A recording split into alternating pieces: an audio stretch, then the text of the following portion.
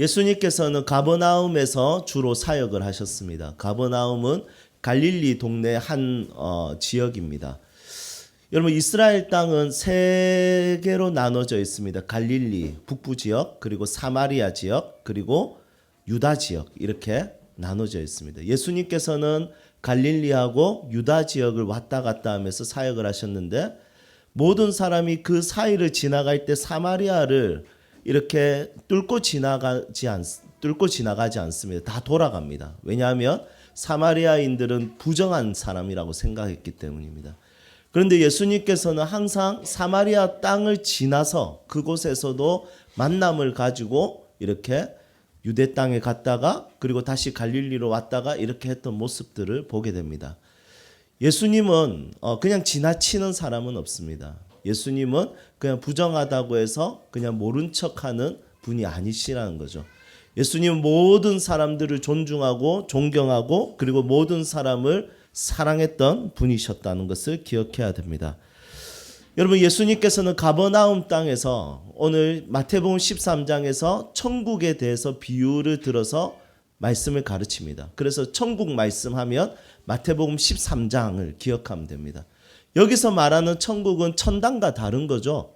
죽어서 가는 천당이 아니라 하나님이 다스리시는 천국은 어떤 곳인가 해서 이렇게 천국에 대한 이야기들을 마태복음 13장에 풀고 있습니다. 그리고 제자들을 따로 모아서 어떻게 하냐면 이 제자들의 질문에, 그 비유에 대한 질문에 예수님께서 이 제자들에게 다시 설명을 해주게 됩니다. 그리고 예수님은 가버나움에서 어떻게 하냐면 고향으로 돌아옵니다. 여기 고향은 태어나신 베들레헴 고향이 아니라 이 고향은 예수님께서 어렸을 때부터 자라온 나사렛이라는 고향입니다. 그 고향에 돌아와서 예수님께서 처음 하신 것이 무엇입니까? 예수님께서 처음 하신 것은 한번 보십시오. 54절에 보니까 고향으로 돌아가사 그들의 회당에서 가르치시니 이렇게 이야기합니다. 여러분, 예수님께서 가버나움에서 무엇을 하셨냐면 천국에 대해서 가르치셨습니다. 그리고 제자들을 모아놓고 또 가르치셨습니다. 그리고 고향으로 돌아와서 예수님께서 또 하신 것이 뭐냐면 또 가르치시는 사역을 하셨다는 것이죠. 여러분, 예수님의 활동 중에 굉장히 많은 영역을 차지하는 사역이 뭐였냐면 예수님께서는 가르치시는 사역을 했습니다. 우리 리더학교 공부하신 분들은 우리 다 아실 겁니다. 마태복음 4장 23절에 보면 예수님께서 세 가지 사역을 이 땅에서 하셨습니다. 기억나세요? 방금 제가 이야기했던 가르치시는 사역, 그리고 복음을 전파하는 사역, 세 번째는 고치시는 사역. 그러니까 가르친다는 것은 어떻게 살 것인가를 가르치는 것이고, 복음을 전파한다는 것은 죽음에 대해서 책임지는 사역이고, 세 번째 돌보고 고치는 사역은 한 사람을 케어하는 사역입니다. 그 중에서 마태복음에서 굉장히 많이 강조하는 사역은 뭐냐면 가르치시는 사역입니다. 그래서 마태복음은 5대 강화로 되어 있습니다. 이 강화라는 말은 강의하다, 강론하다, 말하다 이런 뜻입니다. 예수님께서 5번의 강화로 예수님께서는 가르치시는데 굉장히 탁월하고 지혜로운 말씀으로 가르치신다는 것입니다. 여러분, 교회란 어떤 것입니까? 교회라는 것은 누군가가 가르치고 누군가는 배우는 곳이 바로 교회라는 것임을 기억해야 됩니다. 그래서 교회는 평생 교육 공동체가 되어야 되는 것입니다. 목사도 배우고 성도도 배우고 우리 다 같이 배우는 것을 기쁨으로 여길 수 있어야 됩니다.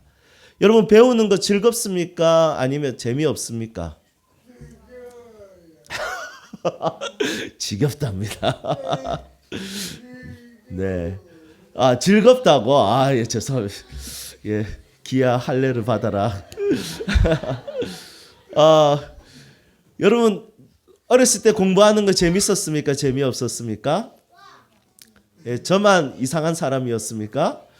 여러분, 공부하는 거 누가 즐거워하겠습니까? 공부하는 건 너무너무 재미없습니다. 그런데 이제 다 커서 교회 오니까 교회에서 공부하랍니다. 가르침을 받아랍니다. 배워랍니다. 그래서 이 교회에서 교자가 뭡니까? 가르칠 교자입니다. 여러분, 그런데 예수님께서는 이 땅에서 하셨던 사역 중에 제일 중요하게 여기셨던 것이 바로 가르친다는 것입니다. 여러분, 예배란 무엇일까요? 예배는 배움의 공동체로 고백하는 것입니다. 예배는 내가 가지고 있는 경험을 내려놓고, 내가 가지고 있는 성향을 내려놓고, 내 생각을 내려놓고 배우는 것입니다. 그리스도를 따른다는 것은 어떤 의미일까요? 그냥 헌신하는 거 아닙니다. 그냥 내가 돈을 드리는 거 아닙니다. 배움의 자리에 있는 것입니다. 그리고 그분의 마음을 품는 것입니다. 그분의 뜻을 아는 것이고 그분의 계획을 아는 것입니다. 여기 저희 아버지가 앉아 계시지만 종종 같이 했던 대화들이 있었습니다. 그 대화가 뭐냐면, 아니 내가 목사할 거냐 전도사할 거냐, 뭘 자꾸 공부를 자꾸 해라고 하냐, 교회 가서. 그것 때문에 계속 혼났습니다. 그런데 어쩔 수 없습니다. 배워야 됩니다. 교육을 받으셔야 됩니다. 가르침을 들으셔야 됩니다. 여러분, 목사도 그것을 배우고 여러분들에게 흘려보내야 됩니다. 끝없이 배우고 끝없이 알아가고 끝없이 그분의 뜻을 이해할 수 있어야 합니다. 여러분, 저의 사역 중에 제일 즐거운 사역이 무엇인지 아십니까? 우리 성도님들이 성경을 읽다가 모르는 부분을 저에게 물어볼 때 저는 참 즐겁습니다. 왜냐하면 상담도 즐겁죠. 도와주는 것도 즐겁습니다. 그리고 기도해 주는 것도 즐겁지만 진짜 교회 사역은 가르치고 배우는 것이 너무 중요하기 때문입니다. 여러분, 목사가 신대원에서 그냥 공부하는 게 아닙니다. 신대원에서 신방의 기술, 상담의 기술 이런 거 배울까요? 안 배울까요? 배워요. 그런데 3학점 정도 배웁니다. 총 몇 학점을 듣냐면 118학점을 듣습니다. 그중에 겨우 3학점 듣는데 성경을 공부하고 성경을 이해하는 것은 거의 110학점 정도를 공부합니다. 3년 동안. 엄청난 양의 공부를 대학원 때 하는 것이죠. 여러분, 이때 하는데 성도님들은 목사의 그런 부분을 사용할 줄 모르고 목사의 다른 영역을 자꾸 하기를 원하는 거예요. 그래서 한국교회는 목회자들이 어느 순간에 프로그램 진행자가 되어버렸어요. 어느 순간에 레크레이션 지도자가 되어버렸어요. 어느 순간에 말씀을 가르치고 말씀을 배우고 함께 연구하고 함께 고민하는 이게 아니라 그냥 신방 가서 잠시 이렇게 패스트푸드처럼 잠시 위로하고 눈물 닦아주고 겨우 상담하는 이 정도의 모습으로 전락해버렸다는 것이죠. 여러분, 교회 공동체는 가르치고 배우는 공동체가 되어야 되는 것입니다. 예수를 따른다는 것은 나의 경험으로 따르는 것이 아닙니다. 내가 이때까지 배워왔던 것으로 내가 그분을 따르는 것이 아닙니다. 앞으로 여러분들은 배워야 될 것이 더 많고요. 더 알아야 될 것이 훨씬 더 많다는 것을 기억하기를 축복합니다. 그것이 그분을 향한 예배이며 그분을 따르는 방법이라는 것입니다. 우리 교회가 교육의 현장과 은혜의 현장과 섬김의 현장, 이 세 가지를 우리 성도님들에게 확보하기 위해서 모든 기획을 하게 됩니다. 이 기획 안에 여러분 들어와 계십시오. 그리고 함께 이것을 누리고 함께 즐거워하고 기뻐하시기를 바랍니다. 제가 20대 때 이게 진리라고 생각했던 것이 30대 성경을 공부하면서 진짜 바보같이 알았구나. 모르는 거 투성이었구나. 이게 너무 많이 있었습니다. 그래서 이제는 생각합니다. 확신하지 말고 알아가자. 확신하지 말고 배워가자. 이것이 저의 신앙의 토대가 되어버렸습니다. 여러분, 배우려고 하지 않는 사람들, 교육받으려고 하지 않는 사람들, 여러분 그렇게 그냥 자기의 경험과 자기의 가치와 자기의 것으로 하나님을 만들어 놓고 믿는 사람들의 신앙, 여러분 그 신앙 안에서 살아간다는 것은 정말 재미가 없는 거예요. 우리는 평생토록 그분을 공부하고 그분을 연구하고 그분을 알아가는 그리스도인이 될 수 있어야 되는 것입니다. 여러분, 우리 모두 알아가는 사람들 되기를 축복합니다. 그래서 제가 아는 사역자 한 분이 청소년부를 맡았는데 그 청소년부 이름이 알아 청소년부. 그러니까 알아가자 해가지고 알아 청소년부. 그래서 참 신기하다 생각했지만 그 가치와 의미가 무엇인지 충분히 알 수 있을 것 같습니다. 우리 교육 공동체가 되기를, 배우는 공동체, 가르치는 공동체가 되기를 소망합니다. 여러분 혹시 저보다 많이 아는 거 있으면 저한테 좀 가르쳐 주십시오. 항상 배고픕니다. 그분 더 알고 싶습니다. 진짜 그분에 대해서 더 이해하고 싶습니다. 더 넓게 깊게 알고 싶습니다. 함께 이것을 공유하는 공동체 되기를 소망합니다. 예수님의 탁월한 가르침을 들은 사람들이 깜짝 놀랍니다. 그런데 사람들이 비꼬입니다. 아니 저 목수의 아들 아니가, 아유 저 형제들 저 누이들은 다 시집가고 다른 동네 떠나고 저 형제들 우리가 다 아는데 저 보잘것없는 사람이 저 갑자기 저 앞에 나와가지고 저 왜 저런다냐. 그런데 저거 내용 들어보니까 조금 재밌고 의미 있고 조금 능력 있고 좀 괜찮은 것 같지만 아유 그래도 저 뭐 앞으로 뭐 들을 거 있나 하면서 비꼬기 시작합니다.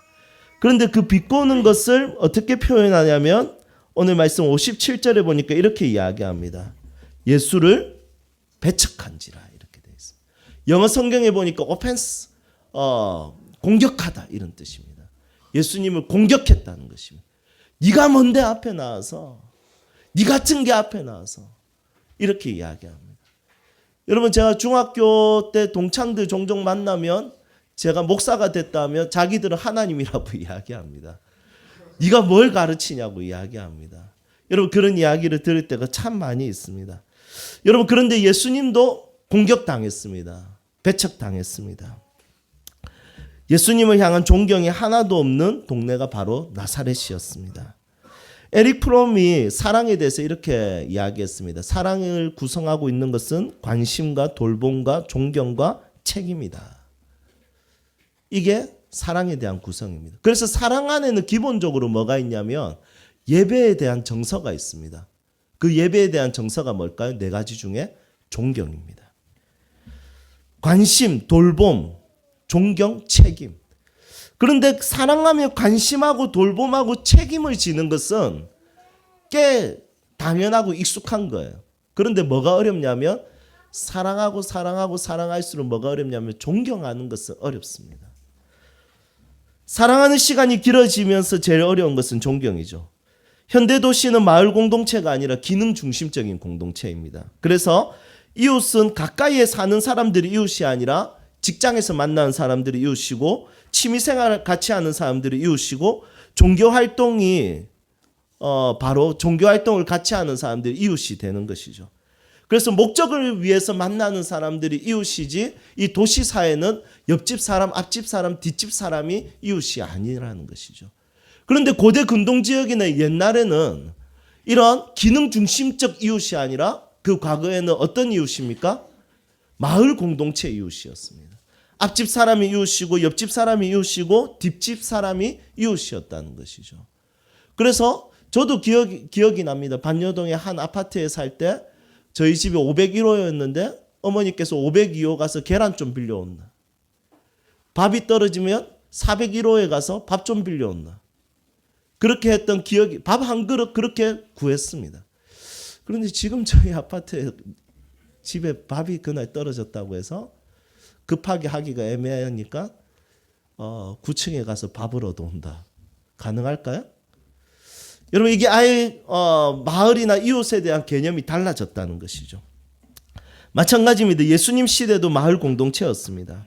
앞집, 뒷집, 옆집이 이웃이고 함께 살아가는 공동체였습니다. 그래서 동네 사람들은 서로에 대해서 너무 잘 아는 그런 구조였습니다. 그런 관계에서도 서로에 대한 관심도 있었고 돌봄도 있었고 서로에 대한 책임의식도 분명히 있었을 것입니다. 그래서 마을 공동체가 함께 교육하고 아이들을 함께 가르치고 그리고 담배를 피다가도 어떻게 합니까? 애가 지나가면 담배를 끕니다. 왜냐하면 마을 공동체였기 때문에. 이런 어떤 질서적인 부분들이 마을에서 책임의식들이 있었습니다.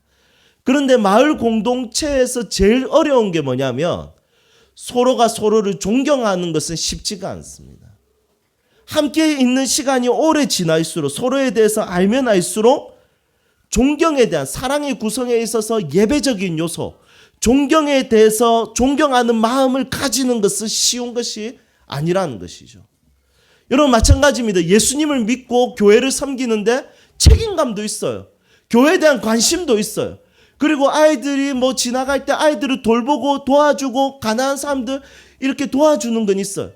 그런데 교회를 다니면 다닐수록 제일 안 되는 거 하나가 있는데 예수 그리스도에 대한 존경, 예수 그리스도에 대한 경외, 그분에 대한 어떤 경배, 그분을 낯설게 여기고 그분의 대단성과 위대성과 그분의 전지성과 전능성에 대해서 다시 한 번 더 인식하고 기뻐하고 즐거워하는 거. 이것은 시간이 지나면 지날수록 이 마음을 지키기가 쉽지 않다는 것입니다. 아내가 남편을 존경하는 것이 쉽습니까? 물론 관심도 있죠. 돌봄도 있죠. 책임도 있습니다. 그런데 존경까지 하기에는 조금 애매합니다. 서로 너무 잘 아니까. 여러분, 자녀가 우리 아빠 대단해. 여러분, 이 말 한마디 듣기가 쉽습니까? 어렵습니까? 그런데 나이가 들면서 자기들이 어른이 되면서 알게 되죠. 아, 부모님도 참 대단하구나. 그래서 존경심이 생기지만 그거 자기들이 경험하기 전까지는 아버지의 모습을 보면서 어머니의 모습을 보면서 자녀들이 나는 우리 부모님을 존경해 이렇게 하는 경우는 잘 없다는 것입니다. 우리 예수님께서 이 마을 공동체에서 사셨지만 평범한 목수의 아들로 사셨고 이사야 53장 2절에 보니까 예수님에 대한 예언에 대해서 이렇게 이야기합니다. 외모는 흠모할 것이 없다. 그냥 못생겼다는 거죠. 그리고 특징이 이렇습니다. 풍채도 없었다.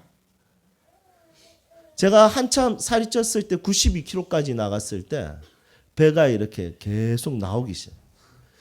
그때 이제 개척 초기였는데 그때 이제 만났던 목사님들이 저에게 그랬습니다. 아이고 이제 배가 담임 목사 다 됐네.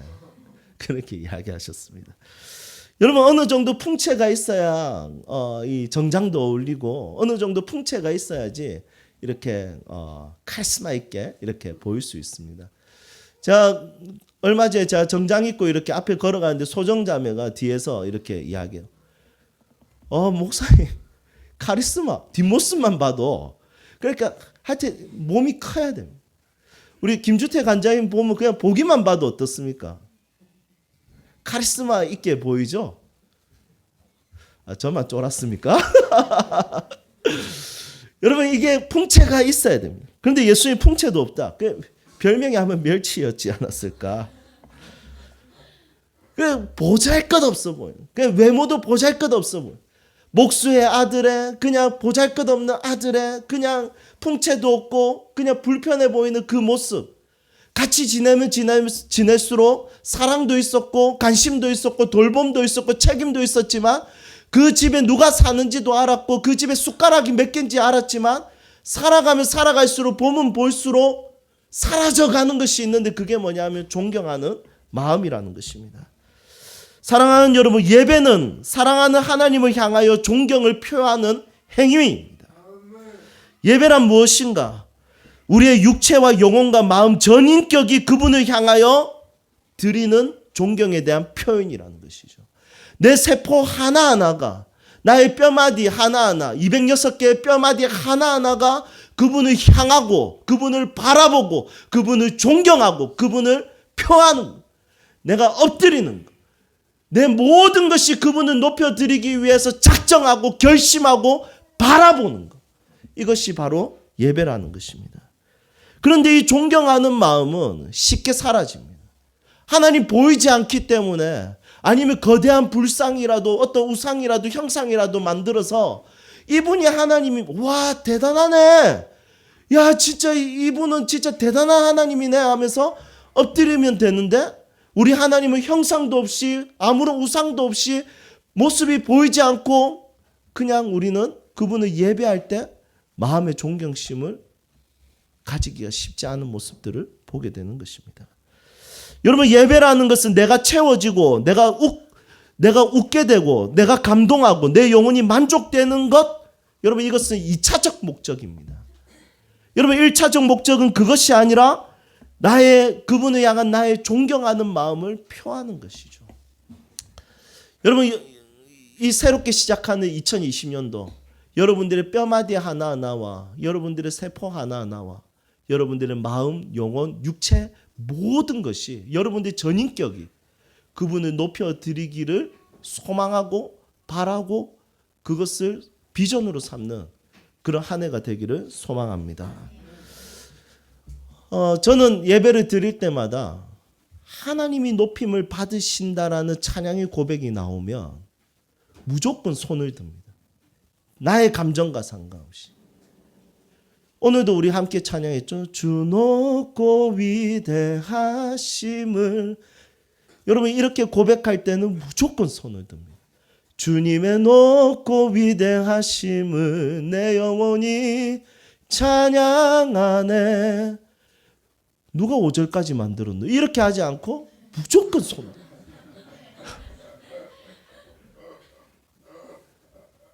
삼위 하나님의 이름이 딱 나오면 무조건 손을 듭니다. 제가 예배에 대해서 훈련받을 때 정말 귀에 못이 박히도록 진짜 들은 것이 있습니다. 예배 드릴 때 벌이 오더라도 움직이지 말고 예배 드려야 된다. 그래서 이제 수련회 장소 가면 이제 집회를 인도하다 보면 벌이 자주 이렇게 있잖아요. 그러면 설교하다가 제가 먼저 벌 때문에 잠시만 이렇게 할 때가 많이 있지만 여러분 그렇게 훈련받을 때 그 목사님이 저에게 훈련을 시킬 때 그 의도와 의미가 무엇인지 시간이 지나면 지날수록 깨닫습니다. 존경하는 마음은 지키기가 어렵습니다. 여러분 목사에 대한 존경하는 마음 지키기 어렵습니까? 쉽습니까? 어렵죠. 여러분 목사가 여러분들에 대한 마음, 여러분들을 존경하는 마음을 지키기가 어려울까요? 쉬울까요? 어렵습니다. 돌보기도 하고 관심도 가지는데 존경하는 마음이 쉽게 주는 것이 아닙니다. 그런데 모든 상황과 모든 인생과 모든 시간과 모든 장소에서 하나님을 예배한다는 것은 어떤 의미냐면 그분을 향한 나의 존경하는 마음을 지켜내는 것입니다. 내 모든 전인격으로 그분을 존경하는 마음을 표하는 것입니다. 여러분 우리 교회 예배가 1시간입니다. 처음부터 끝까지 여러분들의 전 세포가 전 뼈마디 하나하나가 여러분들의 마음에 한 요소도 빠지지 않고 그분을 존경하는 마음을 담아서 예배하는 주일 예배가 되기를 소망합니다.